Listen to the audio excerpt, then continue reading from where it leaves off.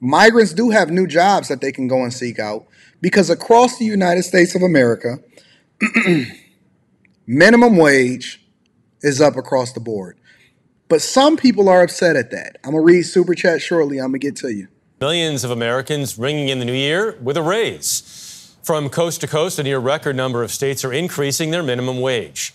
California is leading the way after Governor Gavin Newsom signed legislation to boost pay for fast food and healthcare workers. Carter Evans is in Los Angeles with more on the many ways it's already impacting workers and consumers. As a delivery driver for Pizza Hut, Marcelo Sandoval was one of 10 million Americans looking forward to a raise in 2024. He qualified for California's new $20 an hour minimum wage for certain food service workers. Who wouldn't mind getting an extra $4 increase in their pay? 25 states and dozens of municipalities across the country are planning minimum wage increases in 2024, one as high as $20.29 an hour, far exceeding the current federal minimum wage of $7.25 an hour set back in 2009. Because of how rapid inflation has been the past couple of years, the minimum wage increases are keeping up with or slightly exceeding inflation in a lot of states now, actually.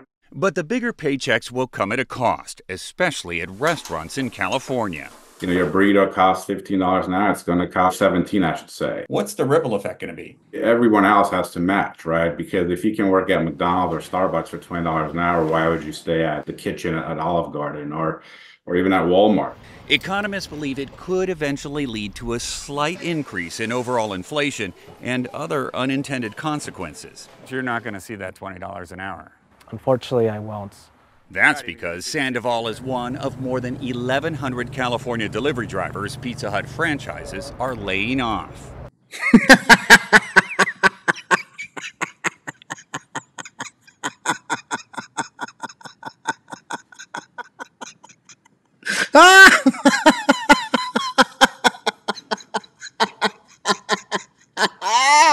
That's what you get.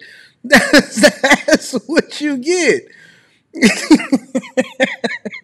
you thought you was gonna be delivering pizzas with $20 an hour and get tips. Oh boy, oh boy, oh boy, you got another thing coming, big dog. Yeah, you do. You thought that you was gonna get protested up to $20 an hour plus and tips, and Governor Gavin Newsom was going to have your back. I got news for you, big dog. California got a $60 billion plus deficit on their hands, and the only thing that they got waiting for you is unemployment. Yes, sir. Yes, sir. They got unemployment.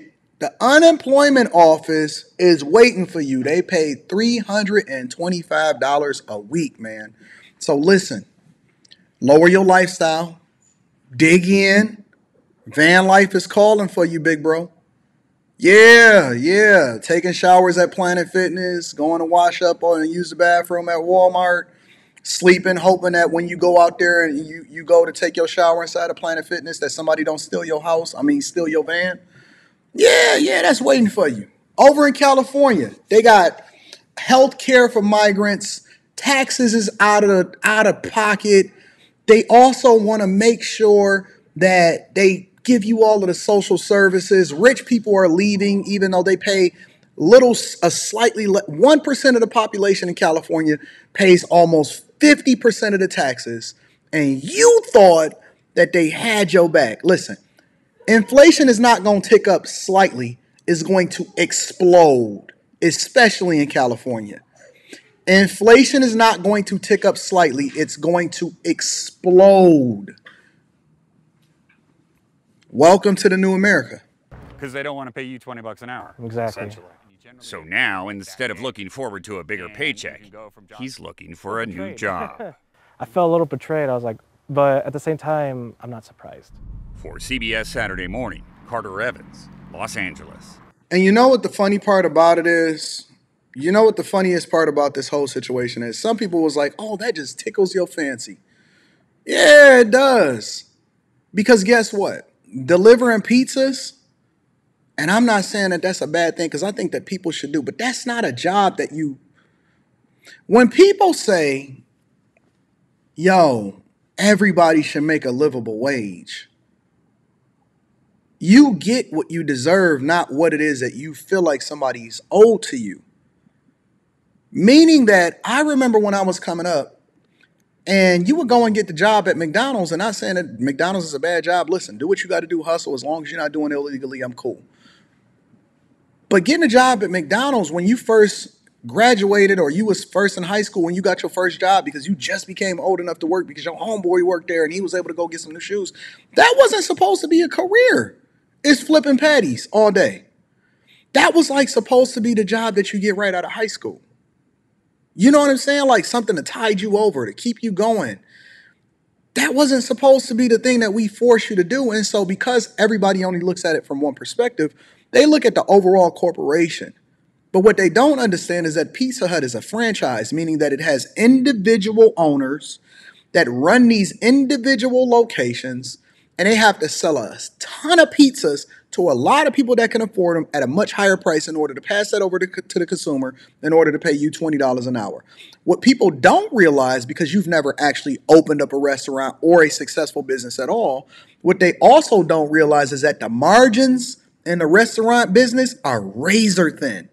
And when I say razor thin, I mean razor thin. Margins are very, very small. Grocery stores, small businesses as far as restaurants and stuff. And so if you don't really understand how the market in the industry works, most restaurants make the biggest profits off the drinks, not even the actual product that they selling. Right? And so when we think about this and we really start to put it in perspective, the one thing that I know is that business owners always find a way. They're always going to figure out a way to innovate. They're going to figure out a way to replace you with AI. They're going to figure out a way to pass the cost over into DoorDash. Okay, well, cool. People was ordering off of DoorDash anyway. We had already been testing this because we know that legislators is slow in order to legislate in the first place. So we going to figure out another way before this kicks in. The minute that y'all do it, we laying y'all off. Now y'all can go and be contractors over at DoorDash.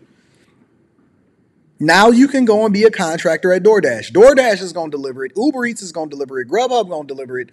They going to deliver it now. We ain't got to worry about you. Actually, this is probably a helpful thing because it forced places like Pizza Hut to innovate. And now you see a lot of these places, they don't even have their lobbies open no more. There's restaurants, small business owners that now build in ways for them to have slower staff or smarter staff. They innovate the way that they put together the food and stuff. Y'all be complaining about the fact, oh man, I don't want to go to this restaurant. All of this stuff is prepackaged and sent over. What you think they got to do? They cutting costs because it costs more to have more of you. So they lower the amount of people that they have to have. They only doing a drive-through, one point of contact. They ain't got to worry about somebody coming in and trying to beat them up and jump over the counter. And now they're going to still pass the cost over into you in inflation, because the one thing that I also know is that prices very rarely ever go down for what you paying for in foods and services. The fact of the matter is this. The auto workers protested because they was making $32 an hour. Now, people over in California and several different states is making a minimum of about between $20 and $25 an hour. I can't justify that. You know what we can do now, though? You know what gives us different ammunition? And so think about it. This doesn't just affect what's happening over in California and stuff. This affects everybody across the board, because now I don't have to hire you, right? I'll contract what you have going on out. I don't need a web developer here in the United States of America that says that I deserve this because this is what my value is. I can go and hire somebody over in India for literally 5% of the cost of what it costs to hire you, and I ain't got to pay them healthcare coverage. And they work all night, and they better at you than you at your job.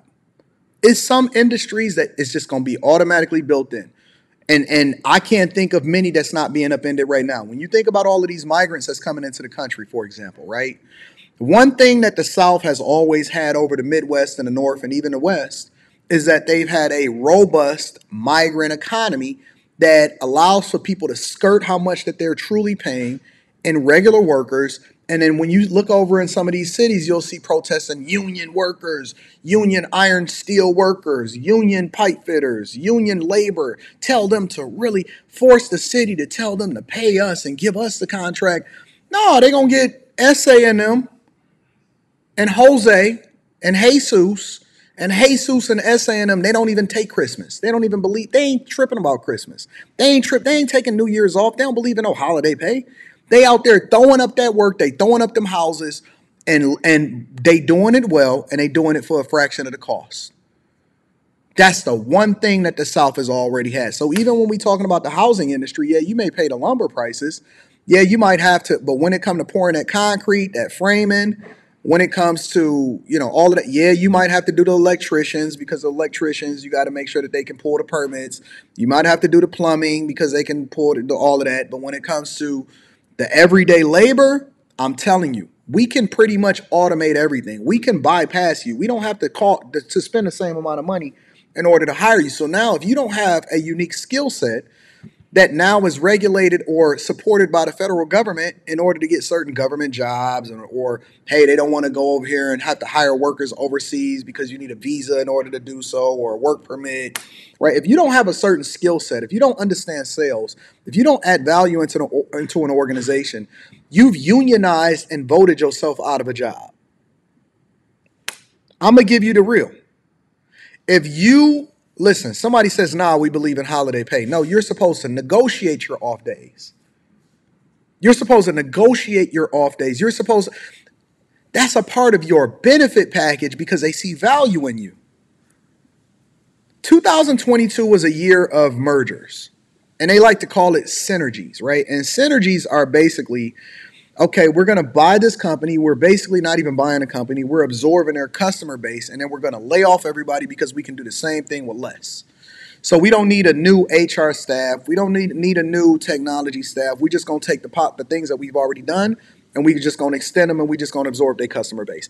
Banks buy other banks, and then they absorb their customer base because they want their deposits. They don't necessarily want the same thing that they did as far as being able to get those same customers. And so bigger is always going to win. And then you're going to complain that it ain't no more popping mom and pop spots. It ain't no more unique spots. Everything is franchised out. I don't want to go to franchise restaurants anymore. You can't go to a grocery store that's privately owned. It's all going to be a part of a big corporation. It's going to be a part of Kroger, Walmart, or Amazon, Whole Foods, Trader Joe's. Trader Joe's is really just Aldi. Aldi is coming over there and innovating because they're a privately owned company that expands like they're a publicly owned company. Amazon Web Services, you can now order everything online. You don't have to even go out and get it yourself anymore. And so now your stuff is being shipped over by a warehouse. Amazon workers is being laid off because now they've innovated robotics and artificial intelligence to now replace you because they ain't got to worry about you getting injured on the job or not showing up in the morning. And so everything is going away. Now it's going to be a bigger divide between the haves and the have-nots because there are no more people that actually want to work. There are no real skill sets that we can't replace. And then more importantly, the people that understand money is going to be the biggest winners. And the people that are in the middle, they're going to get killed. They still going to pay the most taxes. And people that's poor, they're the ones that's going to be doing the menial jobs or suffering, or we just going to have to allocate a specific set of monies to make sure that we have social services to keep them from revolting and rioting. That's 2030. I just broke down 2030 for you. I'm telling you what 2030 looks like for you. The only thing that Andrew Yang had right is that he already knew what the innovation economy was going to look like. Remember Andrew Yang? He was running for president and he was running for mayor of New York, and then Eric Adams beat him out. Y'all didn't vote for him. He was a Democrat, but he had some really good insight into what innovation was going to look like and technology was going to look like into the future. And everybody forgot about what he said, but I actually advocated for him on the Democratic side. I did. I donated to his campaign. I met with him. I almost had an opportunity to interview him over here when he was in Detroit at the container spots. But 2030 is going to be the separation between the rich and the poor, and is going to be the decimation of the middle class. Remember when $100,000 was the thing that y'all shot for, but now when you make $100,000, it don't go as far anymore?